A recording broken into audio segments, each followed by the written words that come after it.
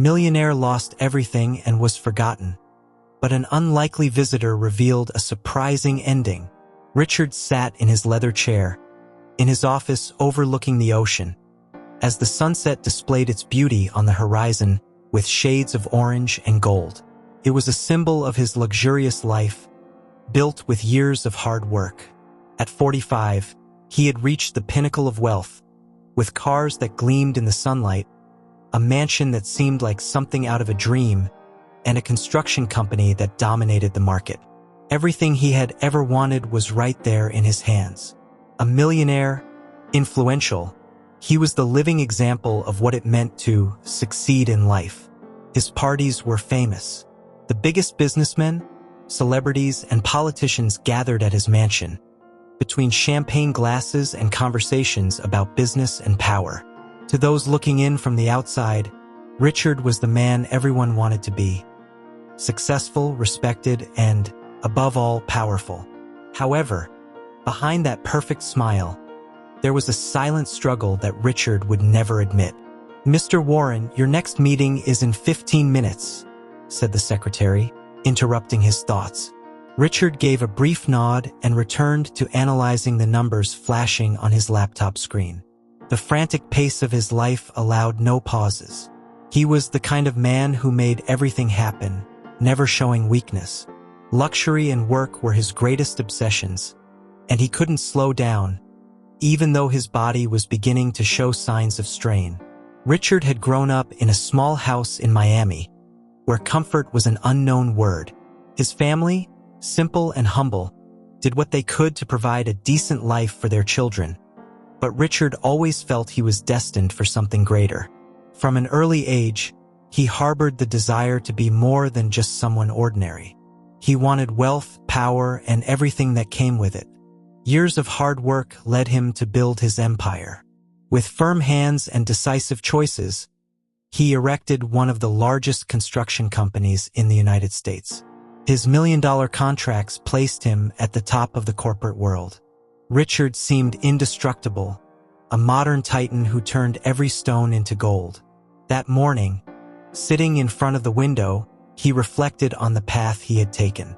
But something in his chest started to bother him. A sharp and unexpected pain made him clutch the left side of his body for a brief moment. He frowned but, stubborn as always, ignored the sign. After all, a man like him, so used to control, could never show weakness. Not at that moment, not when so many depended on him. The phone rang, pulling him from his thoughts. "Richard, we're ready for the meeting. The Japanese investors have arrived," informed his partner, Michael, on the other end of the line. He stood up, adjusting his perfectly aligned suit, and headed toward the conference room. As he walked through the marble corridors of his company, he felt like the master of the world. But the pain in his chest returned, more intense this time. He stopped for a moment, gasping, but forced a smile and continued. Wealth and power came at a price, and he was willing to pay any amount. In the conference room, the investors were waiting for him. Richard shook hands, exchanged words, and settled into the central chair at the table. As the presentation progressed, he noticed that his vision began to blur, and the pain in his chest intensified, radiating to his left arm. He tried to disguise it, maintaining his posture, but suddenly, everything around him went dark. Richard collapsed, unconscious, in front of the bewildered stares of everyone. When he regained consciousness, he was on a stretcher, being rushed to the hospital. The ceiling lights flashed quickly above him, while distant voices tried to explain what had happened. Heart problem was the only thing he managed to catch before passing out again. It was the beginning of an unexpected turn. Richard, the man who had always been in control, now found himself at the mercy of something he couldn't predict or manage. And at that moment, unknowingly, he was about to face the biggest battle of his life. The true struggle, however, wouldn't be against the illness, but against the collapse of everything he believed to be unshakable. The cold light of the hospital seemed to extend beyond the ceiling, making the room feel even colder than it really was. Richard slowly opened his eyes, feeling a weight on his chest that wasn't just physical. He tried to move, but the weakness in his body kept him confined to the bed. Beside him, machines monitored his vital signs, blinking and beeping rhythmically, a constant reminder that something in his body had failed. This cold environment, so far removed from his routine of luxury and power, felt strange. He, who always felt invulnerable, was now in the hands of doctors and diagnoses. "Mr. Warren?" A soft voice pulled him out of his thoughts. It was the doctor, a middle-aged man with an experienced look. "We need to talk about your health." Richard wasn't a man who intimidated easily, but at that moment, as he faced the doctor's serious expression, a chill ran down his spine. He tried to sit up, but a slight discomfort in his chest stopped him from making any sudden movements. "You've had a heart attack, Richard," the doctor said, his tone direct. "Your heart was overworked, and this worsened over time. We need to perform surgery immediately. It's a complex and high-risk procedure." The words hung in the air, like an invisible sentence. Richard felt disoriented. He had always seen himself as an indestructible man, someone who controlled his own destiny. But here, confined to a hospital bed, the notion of control slipped through his fingers. The wealth and power he had amassed over the years couldn't keep this reality at bay. For the first time, Richard realized that he was vulnerable. What will happen if I don't have the surgery?" His voice, once firm and determined, came out trembling, almost like a whisper. The doctor looked at him with a mix of compassion and objectivity. "Without the surgery, your chances of surviving are minimal." Those words lingered in Richard's mind for long seconds. He looked around the room, realizing how the life he had built now seemed distant. There were no more million-dollar contracts, no grand parties or lavish events. Everything that once defined his luxurious life now seemed insignificant in the face of the possibility of running out of time. The days that followed were filled with deep reflection. With every heartbeat, he felt the weight of his choices. Between brief meetings with his team, phone calls to the office, and attempts to manage the company remotely, he realized that at this moment, his health demanded full attention. But for a man like Richard, used to controlling everything, accepting his fragility was like swallowing a bitter truth. As his body recovered from the shock, the business began to feel his absence. The partners, who always relied on Richard's firm leadership, now found themselves lost, making mistakes that, under normal circumstances, he would never have allowed. But from that hospital bed, there was nothing he could do. Financial ruin was silently creeping closer as wrong decisions were made in his absence. One morning, as he looked out the hospital window at the distant horizon, his phone rang. It was Michael, his closest partner. "Richard, we need to talk. The situation at the company is complicated. The investors are getting nervous. The stocks have plummeted. We need you back soon." Richard's heart, already weakened, raced. Even from a distance, he could sense the desperation in Michael's voice. It was as if the stability he had built with such effort was on the verge of crumbling. He closed his eyes, trying to gather strength to deal with it. "I can't come back now, Michael. I need to recover," Richard responded with difficulty, each word weighing heavily in his throat. The idea of leaving his company, his empire, in the hands of others terrified him. But what could he do? He was confined to that bed, his body demanding rest, while the world around him was falling apart. "I understand," said Michael with a sigh, "but know that things are not looking good." In the following days, Richard delved into a new reality. It wasn't just his health that was at risk, but everything he had built throughout his life. Luxury, power, true wealth, all seemed to slip through his fingers. He was about to face a battle that wasn't just about business, but about his very existence. The surgery was approaching, and with it, a chance to survive, but also the fear of what might come afterward. That night, as he tried to sleep, he found himself questioning his choices. Was all that sacrifice worth it? All the effort to accumulate wealth, to live at the height of luxury, now seemed irrelevant in the face of the harsh reality life had presented him. The surgery was scheduled for the next day, and deep in his mind, Richard knew that, regardless of the outcome, his life would never be the same again. Waking up from the surgery was like emerging from a long nightmare. The first sound Richard heard was the soft beep of machines monitoring his vital signs. His eyes slowly opened, and he tried to adjust his blurry vision to the pale hospital light. The silence felt strange, almost oppressive, for someone who was so used to the constant noise of his business routine. Here, he was no longer the great businessman, the millionaire who used to control everything around him. He was just another patient, fighting for his life. The surgery had been successful, but the recovery process would be long. Richard's body, once resilient and imposing, now felt fragile. The need to step away from the business was undeniable, and although his partners were in charge, the company still heavily relied on his strong leadership.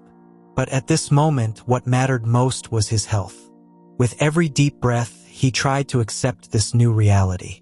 Days after the operation, Richard finally received a visit from Michael.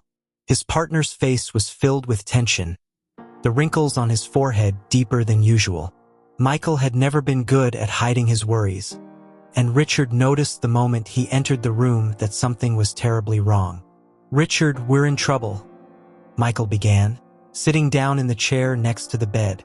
His tone was graver than usual, and the words hung heavy in the air. "Since you've been gone, the investors have started to get nervous. We tried to keep things under control, but the stock has plummeted. Major investors have pulled out, and we're suffering severe losses." Richard closed his eyes, trying to process the information. He had expected that the company's situation wouldn't be good, but hearing those words still hit him like a punch. The luxury and wealth he had so cherished were beginning to crumble, and for the first time in years, Richard felt the real fear of financial ruin. How did this happen so fast? His voice came out weaker than he intended. The idea that his empire, built with so much effort and sacrifice, was collapsing in his absence was something he still couldn't fully accept. "Your partners, they made some risky bets," Michael explained, trying to keep his tone calm. "Deals that you would never have approved, but without your presence, it was hard to maintain discipline. We tried to fix things, but the damage was already done. And now, the creditors are pressing."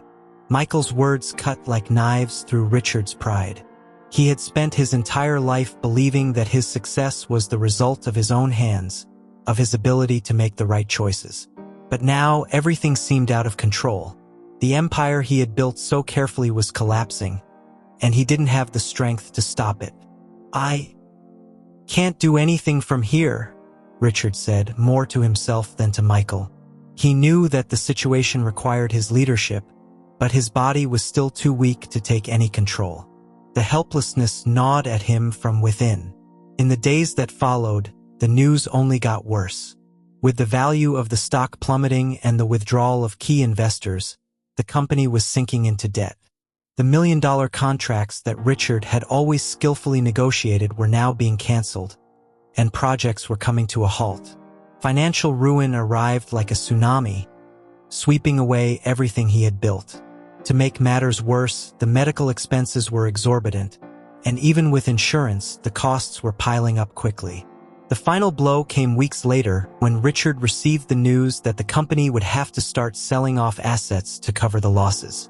His bank accounts, once brimming with digits, were now completely drained. Desperation began to set in. If he wanted to save anything, he would have to make a drastic decision. With a heavy heart, Richard began to sell off his personal belongings. First, it was his collection of luxury cars, the same cars he proudly displayed at parties and social events. Each one represented an achievement, proof of his success. But now, selling them was the only way to cover part of the expenses and try, in some way, to keep the company running. Then came the properties. The seaside mansion, where he had hosted the most powerful and influential members of society, was put up for sale.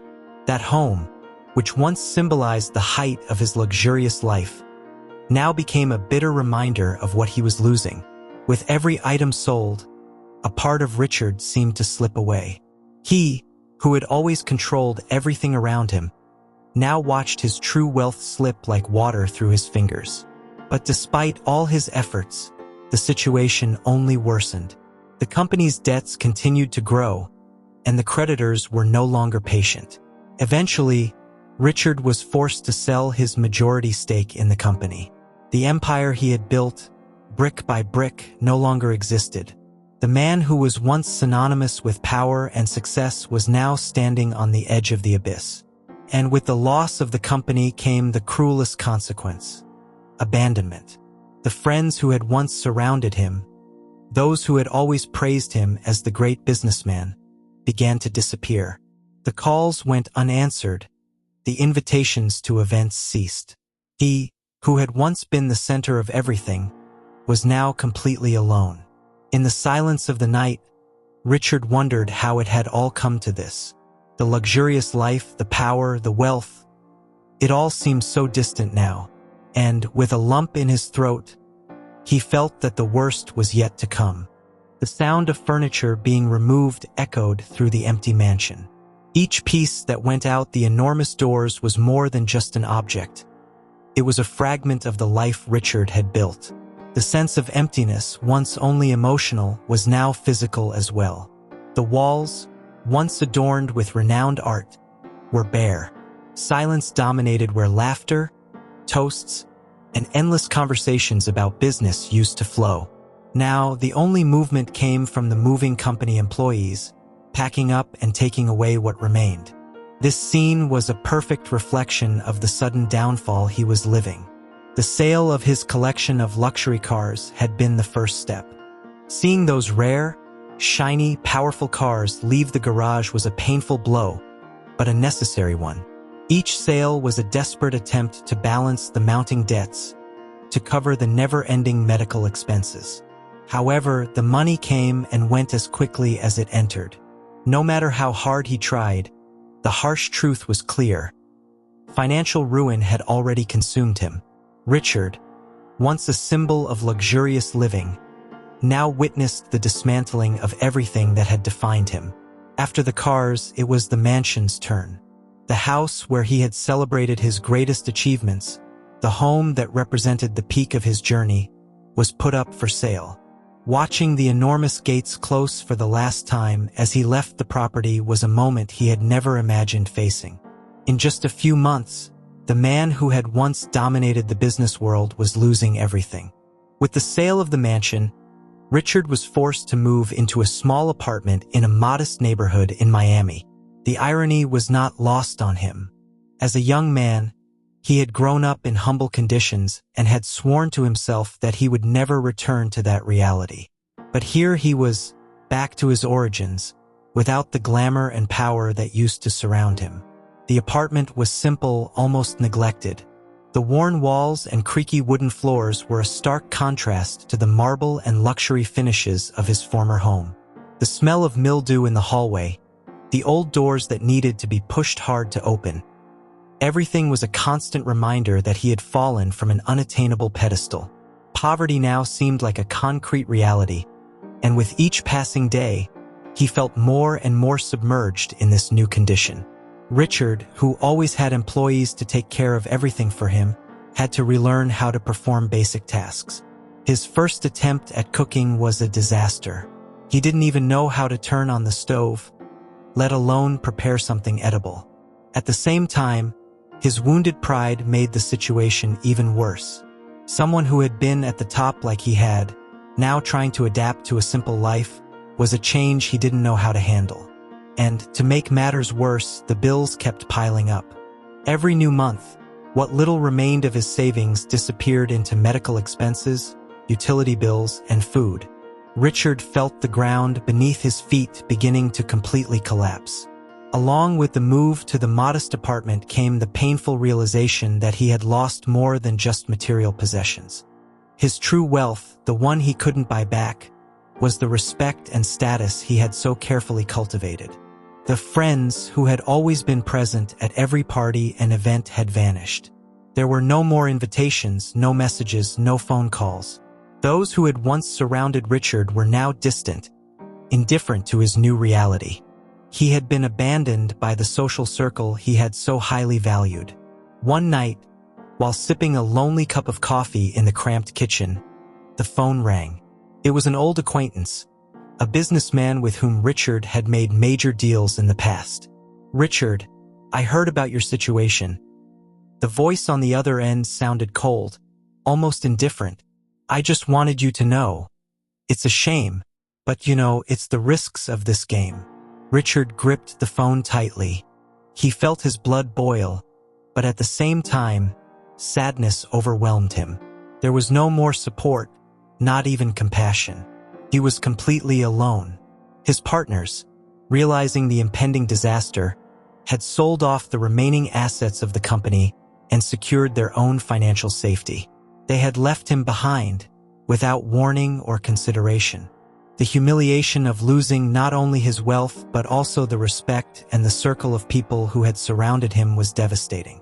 Richard, who had always prided himself on being the center of attention, was now just a shadow of what he once was. His former colleagues and business partners, once admirers of his skill and success, now ignored him. He had become irrelevant in the world he once dominated. Faced with all of this, Richard realized he had hit rock bottom. The feeling of helplessness, of having lost everything that defined his identity, was overwhelming. He, who had always been a millionaire, who had climbed to the top with his own hands, was now nothing more than an ordinary man, stuck in a small apartment, without a house, without a company, and without friends. It was at this moment of despair that Richard began to understand that something had to change. He was on the brink of losing even the little he had left. The next step? Eviction. If he couldn't pay next month's rent, even that small apartment wouldn't be his. And then where would he go? The idea of living on the streets haunted him. If he didn't do something soon, that would be his reality. Richard closed his eyes, exhausted, and wondered how it had all come to this. The parties, the trips, the cars, the mansions. It all seemed so distant, like it had happened in another life. Now, what did he have? What remained of the powerful and influential man he had once been? The days in the small apartment became long, lonely, and suffocating.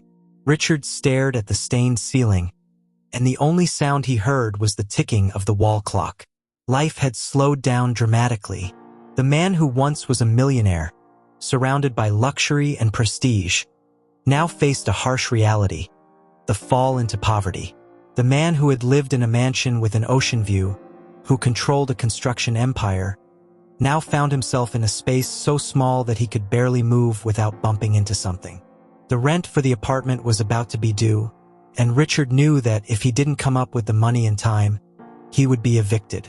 The little money he had made from selling his most valuable belongings had disappeared into medical bills and mounting debts. He found himself in an endless cycle of hardship, unable to see a way out. It was a free fall with no safety net. One evening, the building manager knocked on his door. Richard opened it slowly, feeling the weight of what was to come. The man looked at him with a stern expression, but there was a hint of compassion in his eyes. "Mr. Warren, your rent has been 2 months overdue. I understand that your situation isn't easy, but the owner of the building can't wait any longer. You have until the end of the week to resolve this, or you'll need to leave the apartment." Richard just nodded, unable to find the words. He had no way of paying. The news crushed him. In the past, a problem like this would have been solved with a single phone call to the bank. But now, without income and without friends to help, he was completely alone. When the end of the week arrived, the inevitable happened: eviction. He was forced to pack his few belongings and leave the apartment. The building manager, seeing his situation, offered a brief condolence. "I'm sorry about this, Richard. You were always a man admired. It's sad to see how things have changed." Those words lingered in Richard's mind as he left the building for the last time. The world he knew, the status he once flaunted, had disappeared. Now he wandered the streets of Miami, aimlessly, with no place to call his own. Rock bottom was deeper than he had ever imagined. With nowhere to go, Richard ended up at the door of an old acquaintance. It was a man with whom he had done business many years ago when he was still at the height of his luxurious life.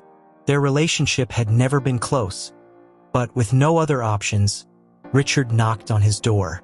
"James, I need help," he said, his voice trembling as he held a bag with his clothes. The man looked at him with a mix of surprise and discomfort. "Richard, I heard about what happened. Sure, you can stay for a while, but I don't have much space." Helping Richard seemed to be a burden for James, and Richard realized that from the start. He, who once had employees at his beck and call, now did small jobs for James in exchange for a place to sleep. He cleaned the house, fixed broken things, and helped with any task that was asked of him. It was a humiliating reality, but without this temporary help, he would be living on the streets.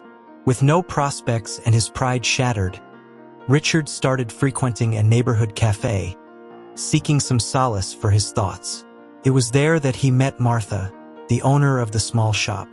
She was a middle-aged woman with a simple smile and a welcoming gaze. The bakery was modest, with only a few tables, but it was always filled with loyal customers who came for both the coffee and Martha's company. Richard would sit in the back, always alone, watching the movement and reflecting on the sudden turn his life had taken. Martha, noticing his constant presence and his despondent demeanor, approached him one afternoon. "You seem to be going through tough times," she said in a gentle voice. Richard, surprised by the approach, simply nodded, unsure of how to respond. There was something about the way she spoke that didn't carry judgment, only understanding. Martha continued, undeterred by Richard's silence. "If you need work, I can offer a job here at the bakery. It's not much, but at least it's a way to get back on your feet. What do you think?" The offer caught Richard off guard. He, who had once controlled millions in contracts, now found himself faced with the chance to clean a bakery in exchange for a modest wage. His pride nearly made him refuse, but the desperate need in his life was greater. In a quiet voice, he replied, "I'll take it." In the first days, the job at the bakery felt like an affront to his past. Cleaning tables, sweeping floors, and organizing the products was something he never imagined doing. But as the weeks passed, Richard began to realize that the unexpected help was slowly changing something inside him. There was a certain peace in the simple work, a routine that, though far from the grandeur he was used to, offered something he hadn't felt in a long time: purpose. As time went on, Martha and Richard developed a relationship of trust. He began applying his knowledge of management to help organize the bakery. Small improvements in the shop's operations resulted in better results, surprising Martha. Together, they managed to attract more customers. What had initially been a temporary refuge for Richard was now becoming something more meaningful. The strength of humility began to reveal itself in a way Richard had never experienced. The work that at first seemed humiliating was now viewed through different eyes. Richard began to value the small daily victories, the simple interactions with customers, and the sense of belonging, something he had never found in the luxurious circles he once frequented. Meanwhile, he saved the little he earned, determined to rebuild his life honestly and, above all, differently. The empire had fallen, but Richard was slowly learning the importance of rising again, this time based on simple values, something luxury and wealth had never taught him. The first rays of sun filled the small bakery each morning, casting a soft glow over the simple space that Richard now called home. He had grown accustomed to waking up early, long before the customers arrived. The daily routine, once something he would have scorned, had become his new reality.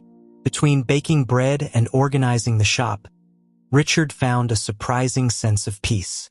The pressures of his old luxurious life no longer weighed on his shoulders. Slowly, he had left behind the man he used to be, learning to value simplicity. Humility had transformed Richard. The small daily victories, like seeing satisfied customers leave the bakery or having a good business day, were now the true rewards. He didn't have millions in the bank anymore, but he had gained something he never had at the height of his wealth: balance and purpose. The hard work and lessons from Martha had shaped him in ways he hadn't anticipated, and their relationship grew as well. Martha, who had initially seen Richard as just another worker, soon realized the impact he was having on the bakery. He used his extensive knowledge of management to better organize the inventory, create promotions that attracted more customers, and streamline daily processes. The business, once struggling to survive, now thrived, and Martha, who was growing older and more tired, began to trust Richard more and more to make decisions. One day, Martha asked Richard to sit down for a conversation. They were closing the bakery after another busy day, and Martha, with a weary but warm smile, sat in one of the chairs. "Richard, I've never thanked you enough for everything you've done for me and for this place," she began, her eyes glistening.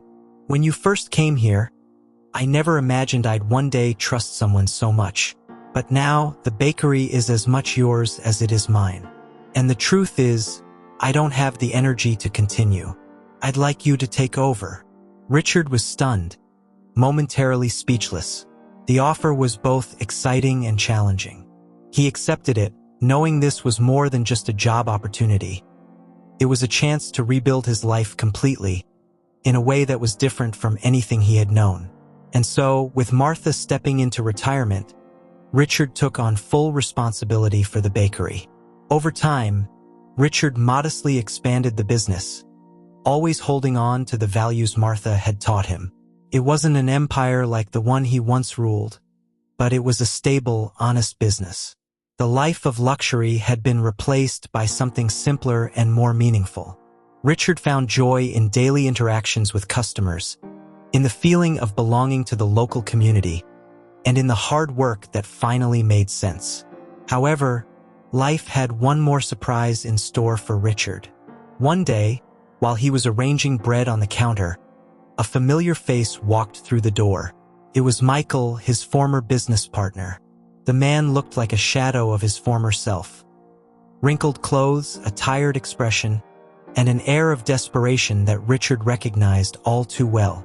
Michael glanced around, as if trying to understand the surroundings, and when his eyes finally met Richard's, there was a moment of discomfort. The silence hung in the air until Michael broke it with a hesitant voice. "Richard, I didn't know who else to turn to." Richard stopped what he was doing, and for a brief moment, all the painful memories of the past rushed to the surface. The betrayal of his partners, the loss of his company, the financial ruin.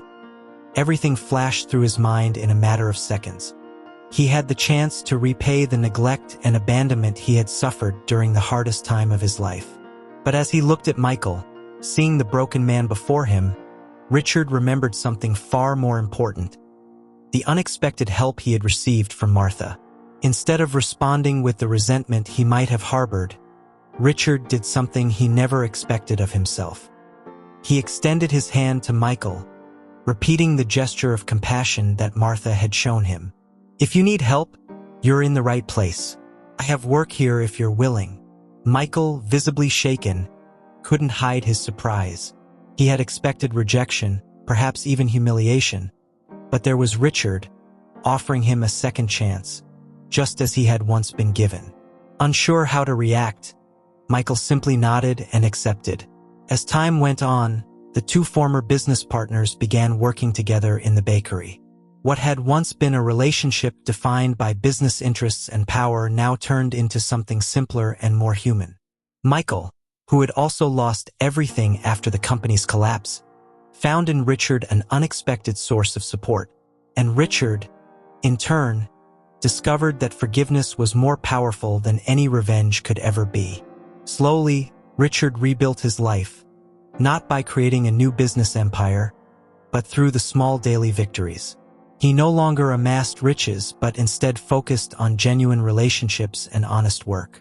Looking back at his past, He saw himself as a man who had once been obsessed with power and fortune. But now, he understood that true wealth lay in the simple experiences and the people around him. The bakery thrived under Richard's new management, and he gradually regained financial stability. But this time, there were no flashy luxuries or grand parties. What mattered now was the inner peace he had found, something that money could never buy. Years later, as Richard looked at the modest establishment he now managed, he smiled. Reconnecting with his past had sealed the complete transformation of his journey. The man who had once believed that success was defined by power and the accumulation of wealth now realized that the greatest victory in life was finding peace and gratitude in what truly mattered. Honest work, small joys, and genuine human relationships. And so, Richard finally understood life's greatest lesson. What truly matters is not what we accumulate, but who we become along the way.